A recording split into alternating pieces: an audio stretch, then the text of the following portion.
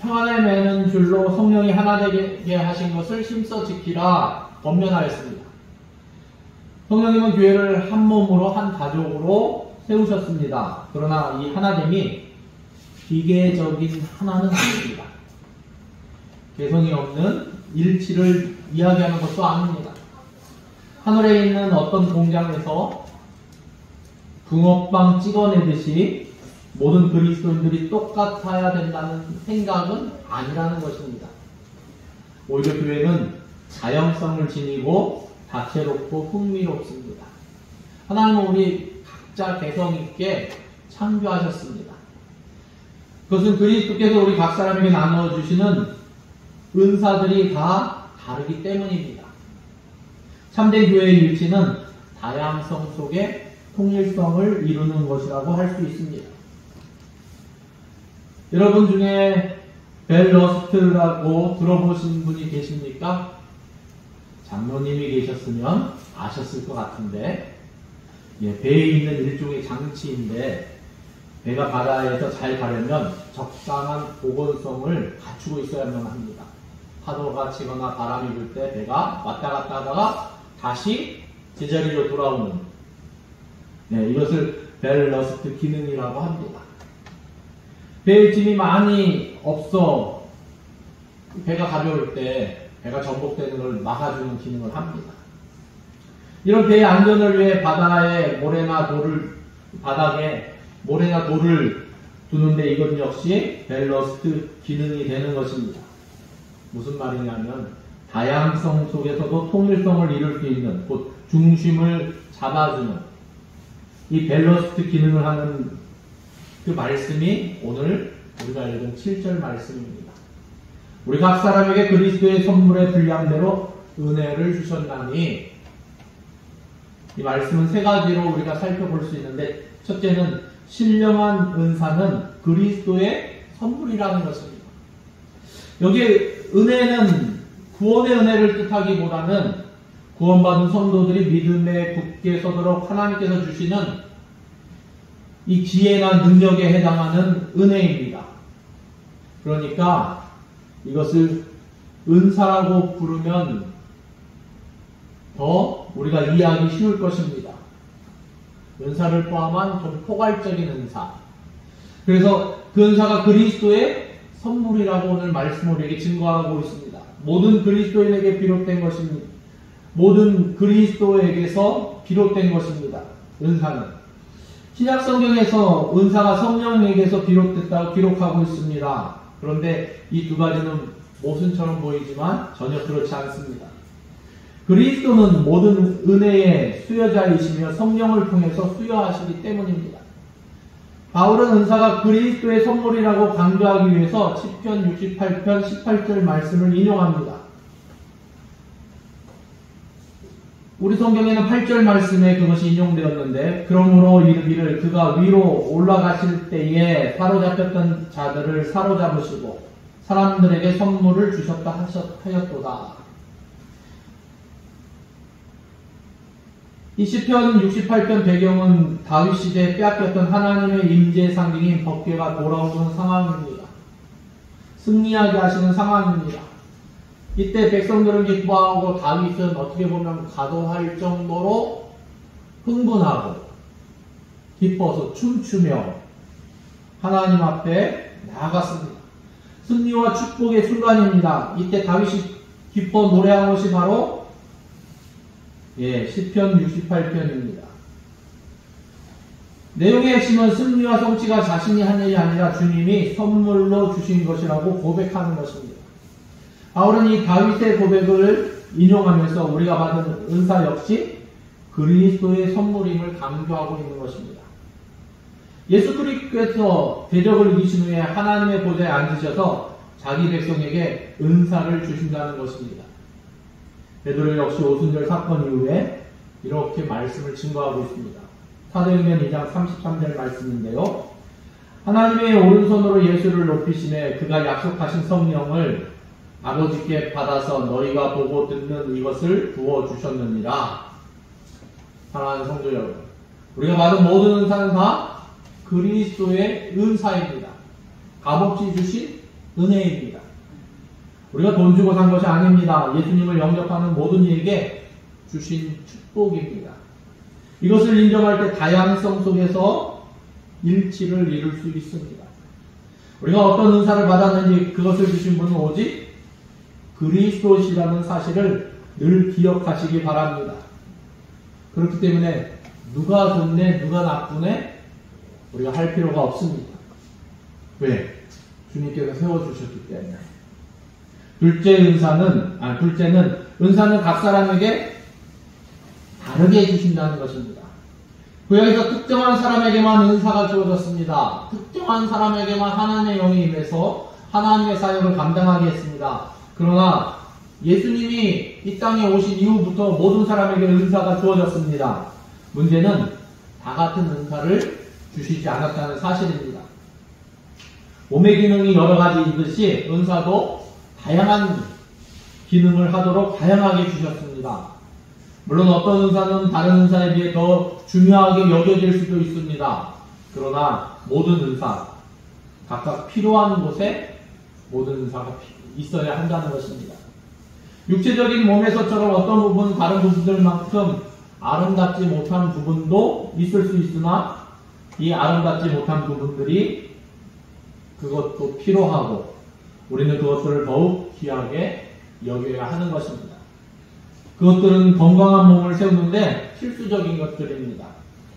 사랑하는 성도 여러분, 내가 받은 은사가 무엇이든지 그리스도의 몸을 세우고 교회의 덕을 세우기 위해서 겸손히 충성하는 자세가 필요한 것입니다.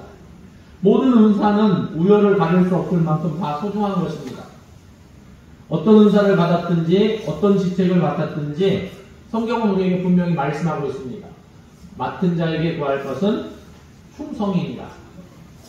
질투하거나 시기하거나 자만하거나 불평할 수 없습니다. 어떤 은사나 직책을 받았든 감사함으로 충성스러운 하나님의 사람이 될 수 있기를, 하나님의 자녀가 될 수 있기를 바랍니다. 세 번째로는 분량대로 주신다는 것입니다. 모든 사람에게 은사를 주시는데 분량대로 주신다고 말씀하고 있습니다. 그릇대로 주신다는 말입니다. 감당할 수 있을 만큼 은사를 허락하신다는 말씀입니다. 이것은 은사를 받은 사람이 어떻게 일해야 하는지를 잘 보여주는 말씀이기도 합니다. 우리가 어떻게 보면 감당치 못할 때 문제가 발생합니다. 네, 감당할 만큼 하나님께서 하나님 앞에 욕심부려서 감당할 만큼 해야 됩니다. 전에 제가 말씀드린 적 한 번 있는데 너무나 열정이 강해갖고 자그마한 교회 차가 없으니까 내가 교회에 헌물해야지. 어느 권사님이 저 어렸을 때 봤는데 그 마음 가지고 교회에 차를 헌물했는데 감당이 안 돼요. 네. 할부로 헌물했는데 그분이 감당을 못하니까 그냥 교회를 떠나버리셨어요. 그럼 교회 그 짐이 고스란히 할부금 갚아야 되잖아요. 그렇죠? 네. 그러는 경우도 있습니다. 그러니까 감당할 만큼 하나님께서는 허락하십니다. 그런데 나에게 주신 그 분량대로 해야 되는데 그러지 못할 때 문제가 됩니다. 사도 바울도 고백하길 이 복음을 위하여 그의 능력이 역사하는 대로 내게 주신 하나님의 은혜의 선물을 따라 내가 일꾼이 되었노라 고백하고 있습니다. 성도들에게도 같은 권면을 하고 있습니다. 로마서 12장 3절에 보면 내게 주신 은혜로 말미암아 너희 각 사람에게 말하노니 마땅히 생각할 그 이상의 생각을 품지 말고 오직 하나님께서 각 사람에게 나눠주신 믿음의 분량대로 지혜롭게 생각하라 말씀하고 있습니다. 우리가 믿음의 분량, 어떤 사람은 믿음이 클 수도 있습니다. 작을 수도 있습니다. 그런데 그것을 가지고 내가 이러쿵저러쿵 말할 필요가 없습니다. 하나님께서 그 믿음의 분량을 주신 것입니다. 그분에게. 이 구원과 관련되는 믿음이 아니라 지금 말하는 것은 은혜와 관련된 믿음의 분량입니다. 그렇기 때문에 우리가 그 분량대로 쓰임을 받는 것입니다. 고린도전서 7장 17절에도 오직 주께서 각 사람에게 나눠주신 대로 하나님이 각 사람을 부르신 그대로 행하라 말씀하고 있습니다. 그러니까 억지로 심해 겪게, 물론 심해 겪게 하면서 때로는 믿음의 영역이 확장될 수도 있고 영적인 통찰력도 넓어질 수도 있는 부분들이 있습니다. 그런데 너무 심해 겨우면 문제가 생깁니다. 베드로전서 4장 10절에도 각각 은사를 받은 대로 하나님의 여러 가지 은혜를 맡은 선한 청지기 같이 서로 봉사하라 말씀하고 있습니다. 사랑하는 성도 여러분, 내가 받은 분량만큼 최선을 다하는 자세가 필요합니다. 이에서 지나치는 것은 때로는 탐욕이고 인간적인 욕구가 될 수 있습니다. 내 만족. 교회에서 봉사하는 것이 하나님의 영광이 아니라 나의 만족을 채우는 그러한 모습으로 나타날 수도 있는 것입니다. 이런 사람은 처음에는 열심히 있는 것 같으나 결국에는 원망과 불평 속에 일을 마치게 됩니다. 왜? 나만 일하는 것 같고, 나만 이거 하는 것 같고, 나만 뭔가 하는 것 같은 것처럼 느낄 때 있습니다. 그러나 그게 아니라는 것이죠. 왜냐하면 다른 사람에게 인정받으려고 자기 명예욕을 채우려고 하기 때문입니다. 내 만족. 그 욕구가 채워지지 않으면 금방 분노하고 섭섭한 마음으로 낙심하게 되는 것입니다. 교회에 분쟁을 가져오고 성도들에게 결국에는 상처를 나눌 수밖에 없습니다. 나만 상처받는 게 아니라 그 상처를 다른 사람에게도 똑같이 남기는 것이죠. 은혜를 많이 남겨서 서로 기뻐하고 감사해야 되는데 상처를 남기는 그러한 좋지 않은 그러한 부분들이 될 수 있다는 것입니다. 그러므로 성령으로 하는 사람은 다른 사람을 돕는 것 자체가 목적입니다. 자기의 분량을 잘 알기에 남들이 알아주지 않아도 감사함으로 충성하게 되는 것입니다. 우리는 우리가 받은 은사가 크냐 작으냐에 관심을 가질 필요가 없습니다. 내게 주신 은사를 기쁨으로 받아들이고 충성하는 자세가 필요합니다. 예수님도 달란트 비유를 통해서 그것을 우리에게 가르쳐 주셨습니다. 배를 남긴 5달란트 받은 사람에게 착하고 충성된 종아, 내가 작은 일에 충성하였음에 내가 많은 것을 내게 맡기리니 내 주인의 즐거움에 참여할지어다 말씀하셨습니다. 그러나 자신이 받은 달란트를 귀하게 여기지 않고 묻어두었던 사람에게 그 있는 것도 빼앗기는 엄중한 책망을 내리셨습니다. 그렇습니다. 중요한 것은 내가 받은 분량대로 충성해야 한다는 것입니다. 내게 주신 분량대로 충성하면 차차 이 알찬 신앙으로 자라서 큰 일도 감당하게 되는 것입니다. 하나님은 처음부터 큰 일을 맡기지 않습니다. 저와 여러분이 작은 일에서부터 충성함으로 그릇도 커지고 믿음의 분량도 자라나 하나님께 더 크게 쓰임받는 일꾼이 될 수 있는 것입니다.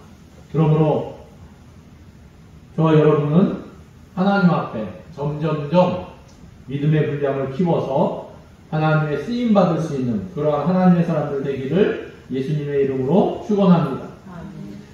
우리에게 주신 은사가 다양하지만 다 그리스도의 선물임을 인정하시기 바랍니다. 내 거가 아닙니다. 나는 그저 청지기에 불과합니다.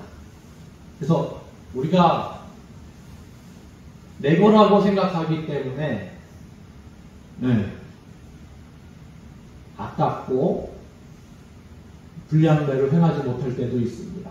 그런데 또 내 거가 아니라고 생각하기 때문에 마음껏 펑펑 어떻게 보면 낭비나 이런 모습으로 비춰질 때도 있습니다. 그렇기 때문에 나는 청지기인데 이것을 잘 조정하는 것, 그것이 지혜인 것입니다. 내 것이 아니지만 내 것인 것처럼 주님께 받은 것을 사용하는 것이 지혜입니다. 우리가 각각 다른 은사를 받았음을 인정하고 서로 조화를 이루면서 섬기면서 나아가는 것입니다. 나에게 주신 은사가 무엇이든지 어디까지 이르렀든지 오직 충성된 마음으로 그리스도의 몸된 교회를 세워가는 하나님의 자녀 되기를 예수님의 이름으로 축원드립니다. 아멘. 기도하겠습니다. 하나님 감사합니다. 하나님, 우리 각 사람에게 그리스도의 선물의 분량대로 은혜를 주셨나니 하나님, 우리가 각 사람에게 또 그리스도의 선물을 분량대로 허락하신 주님, 진실로 우리가 이 가운데 지혜롭게 하나님 서로 용납하게 하시고 또 서로 사랑하게 하시고 또 하나님 때로는 서로 도전할 수 있는 하나님의 사람들 되기를 원합니다. 하나님, 우리가 나눌 때는 기쁨과 감사와 은혜와 찬양을 나눌 수 있도록 인도하시고 진실로 그 안에 하나님을 높이는 영광이 나타날 수 있도록 하나님 다스려 주시옵소서. 교회를 든든히 세워갈 수 있도록 하나님 지혜와 명철을 허락하시고 또 영적인 하나님 통찰력도 허락하시고 영적인 힘도 허락하여 주셔서 능력 주시는 자 안에서 모든 것을 감당할 수 있도록 하나님 권능으로 인도하여 주시옵소서.